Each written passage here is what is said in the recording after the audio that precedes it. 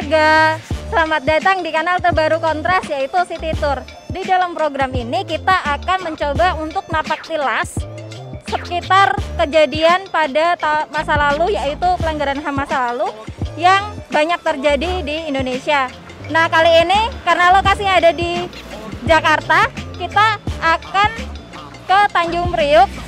Apalagi sebentar lagi adalah peringatan tragedi Tanjung Priuk yang ke-36. Nanti kita akan bicara dengan salah satu korban Tanjung Priuk bernama Pak Saiful Hadi, akan membawa kita dan menceritakan kembali bagaimana peristiwa itu awal mula terjadi sampai bagaimana pada akhirnya beberapa korban itu dibebaskan dan kemudian peristiwa-peristiwa hukum yang lainnya. Dan di sini bersama saya Syahar Banu, saya adalah relawan Kontras sekaligus anak dari satu-satunya korban perempuan Tanjung Priuk. Nah, kita akan mulai dari kantor Kontras dan sebentar lagi kita akan ngajak kamu jalan-jalan ke titik-titik penting dalam peristiwa sejarah terjadinya tragedi Tanjung Priuk. Yuk! Tragedi Tanjung Priuk terjadi pada malam 12 September 1984. Peristiwa yang terjadi di Jakarta Utara ini menunjukkan fakta sejarah bahwa ABRI di masa Orde Baru kerap melanggar nilai kemanusiaan dengan menghilangkan nyawa anak bangsa sendiri. Momen pemberondakan peluru terhadap massa yang terjadi di malam hari ini juga memiliki beberapa versi dari sisi jumlah korban. Data resmi yang dilansir dalam ringkasan eksekutif Komnas HAM, setidaknya terdapat 24 korban tewas. Meski juga ditemukan versi lain yang menyebutkan jumlah korban mencapai 345 orang, tapi sulit untuk diverifikasi. Selain ada pembunuhan di luar hukum atau pembunuhan seketika, tragedi Tanjung Priuk ini juga berisi tindak kejahatan lain seperti pelanggaran hak atas berekspresi, penyiksaan, penangkapan, dan penahanan sewenang-wenang serta penghilangan orang secara paksa. Kontras mengajak Pak Saiful Hadi, salah satu penyintas penangkapan dan penahanan sewenang-wenang tragedi Tanjung Priuk, untuk menapaktilasi titik-titik penting dari peristiwa ini. Perkenalkan, saya salah satu dari korban Tanjung Priuk 1984. Mau menjelaskan bahwa disinilah tempat yang menjadi saksi bisu terjadinya peristiwa pembantian peristiwa Tanjung Priuk 84. Disinilah beberapa orang yang tertembak, yang tidak berdosa, yang ingin menuju ke Kodam dihadang di depan Polres Jakarta Utara, sehingga massa yang begitu besar tidak bisa terbendung, sehingga terjadilah satu pembantian, termasuk salah satu yang korbannya tokoh dari Jakarta Utara, yaitu saudaraku Amir Biki.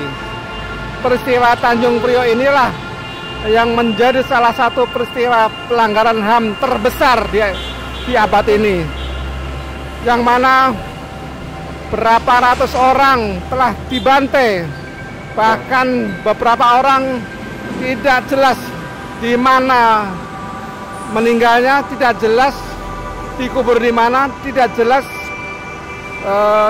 meninggal atau hilang. Sehingga kami, salah satu korban Tanjung Priuk ini, sampai sekarang sudah 36 tahun yang lalu tidak bisa melupakan peristiwa ini. Sehingga kepada pemerintah dan aparat yang berwenang, tolong selesaikan dengan bijak, dengan cara-cara yang lebih baik peristiwa Tanjung Priuk yang bertahun-tahun tidak terselesaikan. Bahkan nyaris peristiwa ini tidak dikenal orang sama sekali.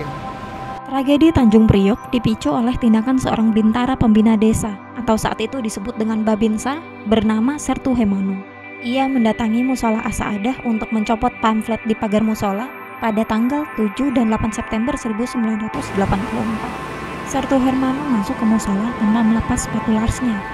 Bahkan pada tanggal 8 dengan sengaja ia melempar air comberan ke pamflet tersebut. Tentu saja hal ini memicu amarah warga sehingga ada proses klarifikasi dan respon kekerasan yang tidak terhindarkan, yakni pembakaran motor milik Sertu Hermano. Kejadian tersebut direspon dengan penangkapan 4 warga dan ditahan di Kodim Jakarta Utara.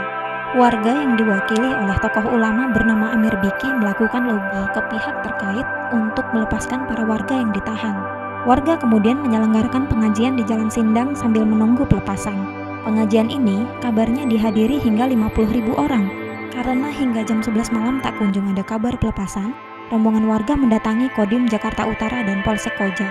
Tragedi Tanjung Priuk tak lepas dari kebijakan ngawur pemerintah di era Orde Baru, yakni penerapan asas tunggal Pancasila. Kontras mewawancarai Andi Ahdian, dokter bidang sejarah dan editor pelaksana jurnal sejarah yang diterbitkan oleh Masyarakat Sejarawan Indonesia untuk menceritakan salah kaprah strategi Soeharto dan kroninya ini. Jadi idenya sebenarnya bukan pada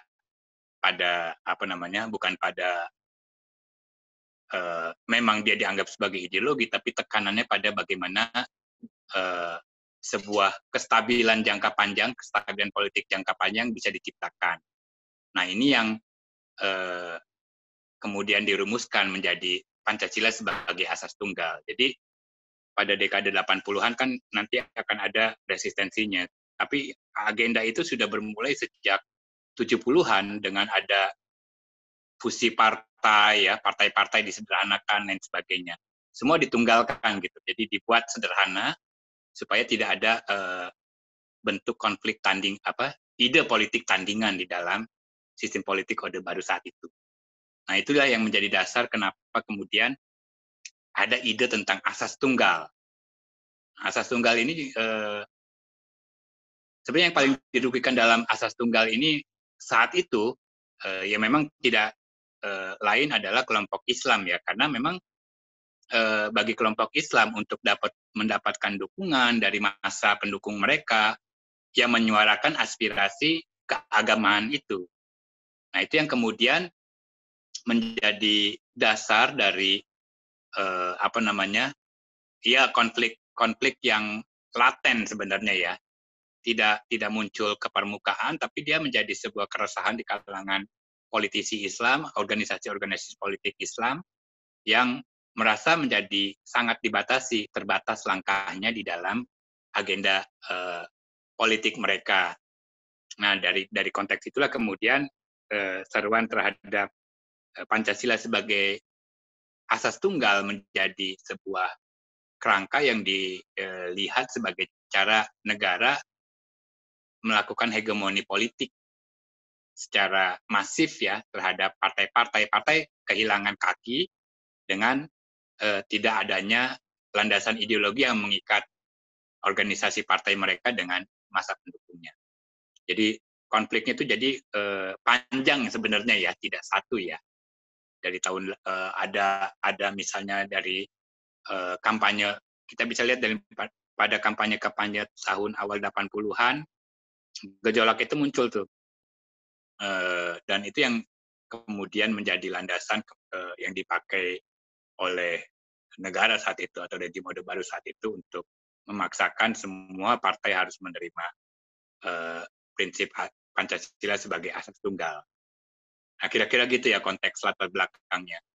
Salah satu aspek politik yang sangat menonjol adalah pada misalnya sebagai salah satu contoh, ya, saya bisa kasih gambaran tahun 79 ada semacam diskusi antara Soeharto saat itu dengan penasehat dari Gedung Putih, ya, bagaimana ketakutan terhadap komunisme.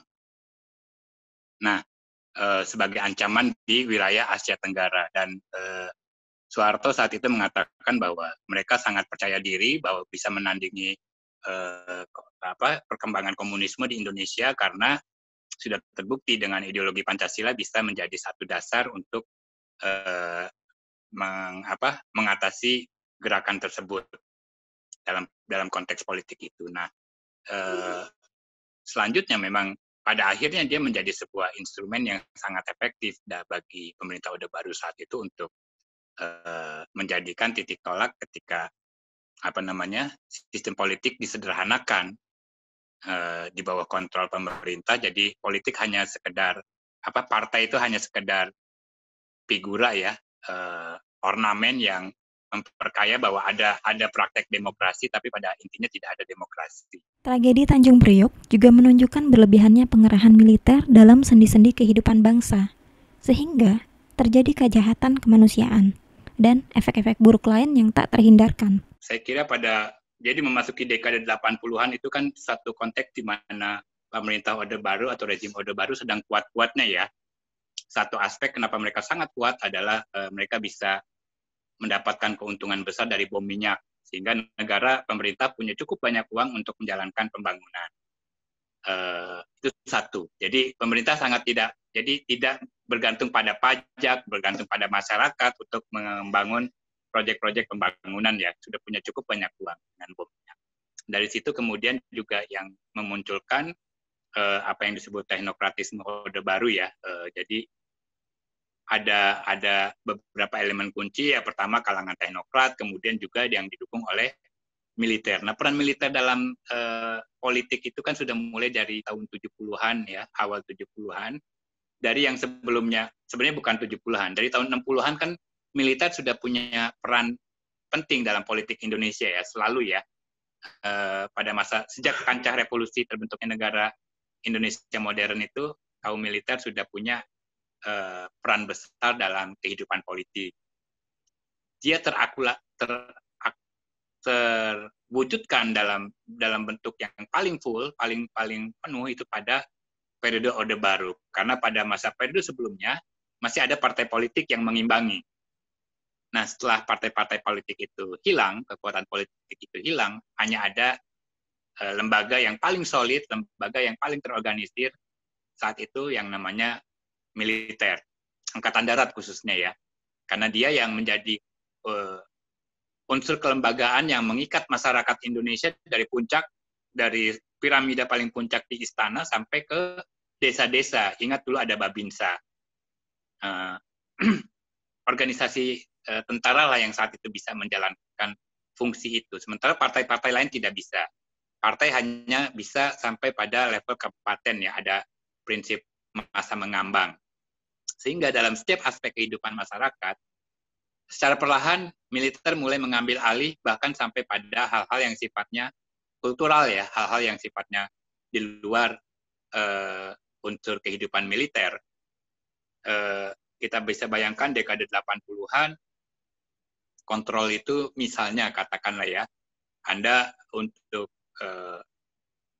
ceramah aja memang harus mendapatkan izin dari pemerintah setempat, dan unsur lokal yang paling menentukan adalah Babinsa itu.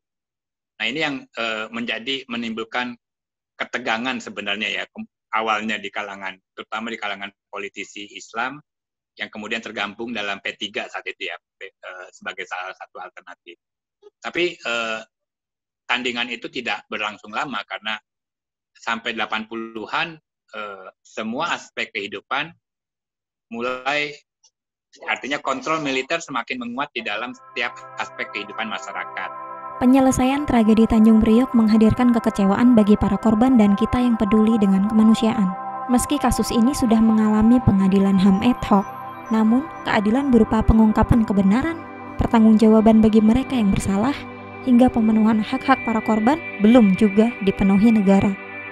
Pengadilan HAM ad hoc hanya berhasil menyentuh jabatan tertinggi Komandan Kodim Jakarta Utara atas nama Letkol Rudolf Adolf Butar-Butar dan sejumlah perwira lapangan lain yang mendapatkan putusan bervariasi dari 2 hingga 10 tahun. Bahkan ada yang divonis bebas. Gilanya, mereka mendapat putusan bebas di Mahkamah Agung tahun 2006. Proses hukum ini mengalami pengadilan yang tidak memenuhi unsur-unsur yang adil. Bahkan ditemui adanya upaya penyelesaian di bawah tangan. Ada sejumlah korban yang didekati untuk proses islah dengan pemberian uang. Suatu kondisi yang dikonfirmasi di persidangan oleh mantan Wakil Presiden Tri Sutrisno yang hari itu memiliki jabatan sebagai Pangdam 5 Jaya. Pengadilan tidak bisa mengkoneksikan peristiwa, korban, dan fakta-fakta yang ada di balik tragedi Tanjung Priok. Bahkan, intimidasi dan teror juga dialami oleh para saksi dan korban, serta majelis hakim yang bertugas. 36 tahun tragedi Tanjung Priok masih menyimpan luka sejarah yang mendalam bagi korban dan kita yang memperjuangkan kemanusiaan. Wilayah yang identik dengan kerasnya kehidupan ibu kota ini menyimpan sejarah kelam yang jika tidak diselesaikan akan berpotensi menghadirkan keberulangan. Mari terus merawat ingatan. Hidup korban, jangan diam, lawan.